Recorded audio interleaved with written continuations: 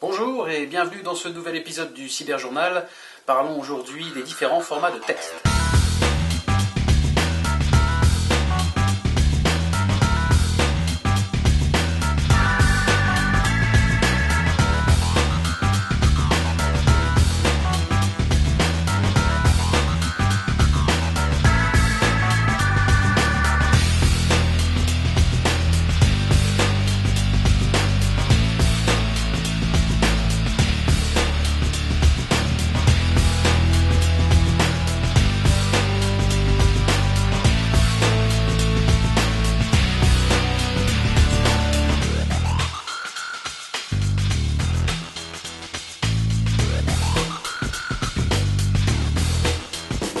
On constate qu'il existe un nombre impressionnant de formats de texte.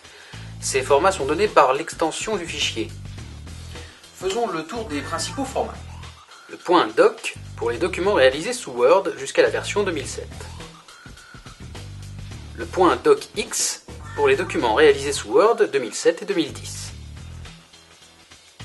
Le point RTF pour Rich Text Format, qui est considéré comme l'un des formats de texte les plus pratiques car lisible par la majorité des traitements de texte.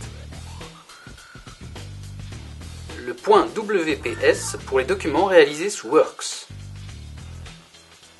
Point ODT pour les documents réalisés sous OpenOffice ou LibreOffice. Le point PDF pour Portable Document Format pour les documents destinés à ne pas subir de modifications, mais à être imprimés. Beaucoup de formats, mais lequel choisir? Le choix dépend bien souvent du logiciel utilisé, mais il faut savoir que le point .doc et le point .rtf sont les plus reconnus.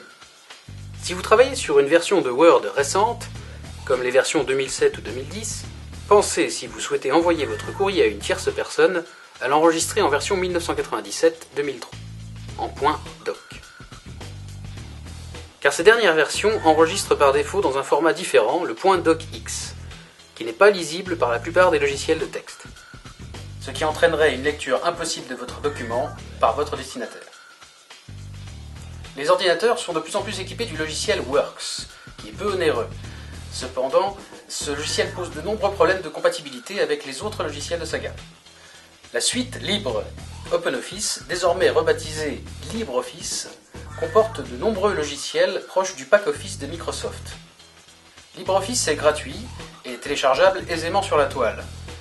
Le traitement de texte de LibreOffice se nomme Writer et les fichiers sont en point .odt.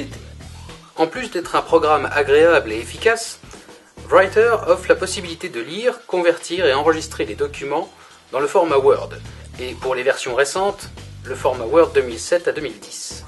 Ce qui ne fonctionne pas toujours dans le sens inverse. Le gratuit accepte le payant, mais le payant n'accepte pas forcément le gratuit.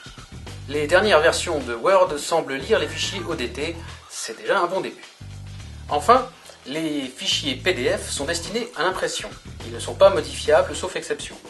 Catalogue en ligne ou dossier administratif, la plupart sont enregistrés en PDF. Point positif du PDF, lisible partout et sur n'importe quel ordinateur. Et sur Word, par exemple. Comment je choisis un format ou un autre? En cliquant sur Fichier ou sur le bouton Office et en choisissant Enregistrer sous, il vous sera alors possible de modifier le nom, l'emplacement du fichier dans la machine et le format de votre document. Et alors pour les CV, quel format il faut choisir? S'il s'agit d'une candidature en ligne, le site note les formats acceptés, souvent doc, RTF et PDF. Dans tous les cas, évitez le docx et les WPS, afin d'avoir un maximum de chances pour que votre document soit lu sur l'ordinateur de votre destinataire, entreprise, conseiller, j'en passe. Voilà quelques informations pour mieux s'y retrouver dans la jungle des formats. Et autant vous dire qu'il y a amplement de quoi faire. Alors à très bientôt dans le Cyberjournal.